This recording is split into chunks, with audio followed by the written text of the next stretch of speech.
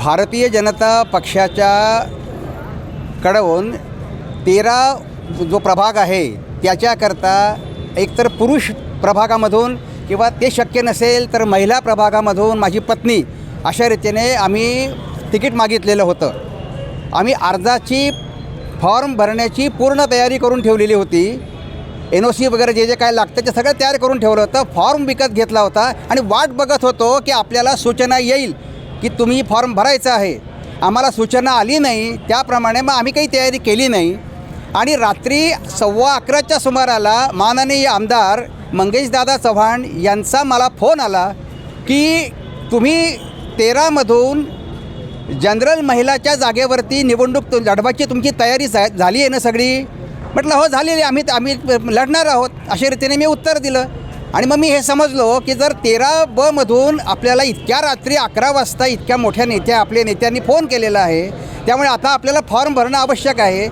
रात्री 11:30च्या नंतर वकिलांना झोपेतनं उठवलं, सूचक अनुमोदक रात्री गोळा केले आणि नेत्याचा शब्द खाली जाऊ नये म्हणून केवळ आम्ही रात्री 2 वाजेपर्यंत जागून फॉर्म भरला. आणि इथे येऊन आम्ही फॉर्म भरल्यानंतर आत्ता अशी काही बातमी कानावर येते आहे की त्या ठिकाणी आमचा विचार न करता अन्य कुठल्या तरी नवख्या लोकांचा विचार जो आहे झालेला आहे. जर तसं करायचं नव्हतं तर आम्हाला का सांगितलं गेलं की तुम्ही लढायला तयार आहात का आणि फॉर्म भरा. माझ्यासारख्या आज जवळजवळ 50 वर्ष भारतीय जनता पार्टीच्या विचारांकरता लढणाऱ्या कार्यकर्त्याचा हा अपमान झाला आहे असं मी समजतो. मी सगळ्यांच्या माहितीकरता सांगतो आपल्या माध्यमातनं की मी जनसंघाचा मूळ कार्यकर्ता 1974 सालापासून काम करणारा.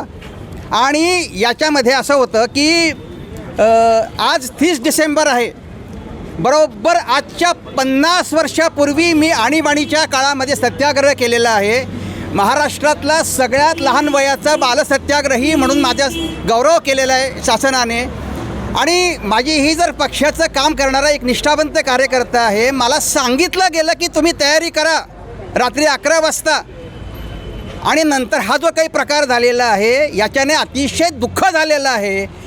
हेची फळं काय मम तपाला. गेले 50 वर्ष माझ्यासारखा एक कार्यकर्ता निष्ठेने काम करतो आहे, ते तुम्ही अशा रीतीने फसगत करायला नको होती आमची, असं माझं स्पष्ट मत आहे. मी भारतीय जनता पक्षाचा ज्येष्ठ कार्यकर्ता आहे. मला नाही वाटत की 50 वर्षापेक्षा कोणी कार्यकर्ते या ठिकाणी सक्रिय असतील आत्ता. आणि माझ्यासारख्या कार्यकर्त्याला सांगून का असं केलं.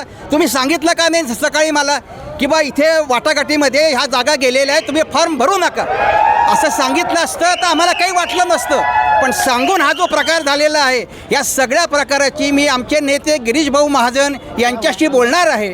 आणि मला नक्की खात्री आहे की माननीय गिरीश भाऊ माझं काही कैफियत आहे ती ऐकून घेतील. कारण माझी निष्ठा, माझी एक नेता म्हणून जो आहे ते सर्वोच्च नेते आत्ता जिल्ह्याचे आपले सगळे जे आहेत ते गिरीश भाऊ महाजन आहेत. पण ही झालेली फसगत जी आहे ही जिव्हारी लागलेली आहे. सांगायचं होतं ना की फॉर्म तुम्ही भरू नका, वाटाघाटीमध्ये जागा दुसरीकडे गेली, आम्ही काही वेगळा निर्णय घेतला आहे हे सांगायला असतं तर आम्ही हा प्रकार केला नसताना इथे आलोही नसतो. दादा एकीकडे निष्ठावंतांना डावललं जाते का निवडणुकीत. आता हा जो विचार आहे हा विषय निष्ठावंतांना डावलण्यापेक्षा निष्ठावंतांची क्रूर चेष्टा. का आम्हाला सांगितलं की फॉर्म भरा म्हणून. ठीक आहे, रात्री सांगितलं असेल त्यावेळेला वाटाघाटीचा वेगळा विषय असेल, सकाळी काहीतरी त्याला वेगळं वळण लागू शकतं, मी मान्य करतो. राजकीय पक्ष हे होऊ शकतं. आणि अशा अवस्थेमध्ये सकाळी किमान मला फोन करायचा ना की आपलं काल बोलणं झालेलं आहे पण भालेराव अशा बदल झालेला आहे, आम्ही आलो नसतो आणि फॉर्मही भरला नसता. सर म्हणजे भाजपने फक्त असं ठरवलेलं आहे का की जो विजयी उमेदवार येईल त्यालाच तिकीट द्यायचं. त्याची मला काही कल्पना नाही. आता तुम्ही याबद्दल त्यांना सांगितलंय का की असं हे सिच्युएशन झालेली आहे. नाही, अजून माझं कोणाशीही चर्चा नाही. पण आत्ता जे समाज माध्यमांमध्ये त्या 13 नोव्हेंबरच्या प्रभागाबद्दलची जी चर्चा आम्ही ऐकतोय किंवा तिथे तिकीटं कोणाला दिले गेले आहेत, युतीमध्ये काय आहे, हे ऐकल्यानंतर अतिशय मनस्ताप झालेला आहे माझ्यासारख्या कार्यकर्त्याला. भाजपमध्ये भाजपमध्ये आपण पहिले एक कार्यकर्ते आहात आता की ज्यांनी उघडपणे थेट आज जी निवडणुकीवर जी कार्यपद्धत जळगाव शहरात सुरू आहे त्यावर आपण एक आवाज उठवत आहे. नाही, मी आवाज उठवत नाही आहे. मी तुम्ही जे विचारलं त्याला उत्तर देतो आहे आणि माझ्या मनातली जी ही जी खतखत म्हणता येणार नाही त्याला, परंतु जी बोच आहे, जो अपमान झाला आहे धडधडीत इतक्या वर्षाच्या कामाचा, तुम्ही सांगायला नको होतं की फॉर्म भरा. आणि जर सांगितलेलं आहे तर ठीक आहे, सकाळी उठून सांगायला पाहिजे होतं की बा तुमचा विषय बंद झाला आहे, तुम्ही काही पुढे जाऊ नका. आम्हाला काही वाटलं नसतं. अरे मी निष्ठावंत कार्यकर्ता आहे. जेव्हा कोणी नव्हतं या भाजपमध्ये जळगाव शहरामध्ये झेंडा उचलायला, तेव्हापासून मी काम करत आलेलो आहे. मला काही वाटलं नसतं ना. भालेराव साहेब, तुमची जी ऐतिहासिक पार्श्वभूमी आहे की तुम्ही जवळपास 51 वर्षापूर्वी बाल सत्याग्रही म्हणून तुम्ही तेव्हापासून सेवाकार्य सुरुवात केली. त्या घटनेला आज 50 वर्ष झालेली आहेत माझ्या त्या सत्याग्रहाला, आणि त्याच दिवशी हा अपमान होतो आहे. हे प्रचंड जिव्हारी लागलेला विषय आहे हा. तुम्ही दुपारी किती वाजता आले होते? दुपारी किती वाजता आले होते कुठे? इथं महानगर? इथे दुपारी 2 वाजेपर्यंत मी इथे पोहोचून गेलेलो होतो. सर 13 नंबर से किसके लिए फॉर्म भरने वाले, आपके यहाँ से किसके लिए फॉर्म भरने जाने वाले थे? तुम्ही स्वतः की नाही, पत्नी माझी. मला हेच विचारलं गेलं होतं की 13मध्ये जनरल महिलामध्ये तुमची फॉर्म भरायची तयारी, तुम्ही निवडणूक लढवायची तयारी आहे ना, असं विचारलं गेलं. हे सांगितलं गेल्यानंतर एवढ्या मोठ्या नेत्या आपले आमदार आहेत जिल्ह्याचे आणि प्रभारी आहेत, त्यामुळे त्यांच्यावरती मी विश्वास ठेवला की बा ते सांगतात आहे, तेव्हा आता आपण तयारी म्हणजे फॉर्म भरला पाहिजे. नाही तर रात्री 11 वाजेपर्यंत मी कुठल्याही प्रकारचे फॉर्म भरलेला नव्हता. तयारी केली होती, कागदपत्र सगळी जुळवाजुळव केलेली होती, फॉर्म विकत घेऊन ठेवला होता, यादी घेऊन ठेवली होती. पण जोपर्यंत मला सांगितलं जात नाही की तुला लढायचं आहे, तोपर्यंत मी तयारी केलेली नव्हती. आणि सांगितल्यानंतर मी तयारी सुरू केली. एवढं ज्यांचं पक्षामध्ये काही योगदान नाही त्यांना उमेदवारी दिलेली, त्याबद्दल काय बोलला? मी फक्त माझं जी क्रूर चेष्टा केलेली आहे त्याच्याबद्दल बोलतोय. कोणाला तिकीट द्यायचं नाही द्यायचं हा पक्षाचा विषय आहे, त्याच्याबद्दल मी अजिबात बोलणार नाही. तो निर्णय पक्षाचा आहे आणि त्याच्याशी मी बांधलेला आहे.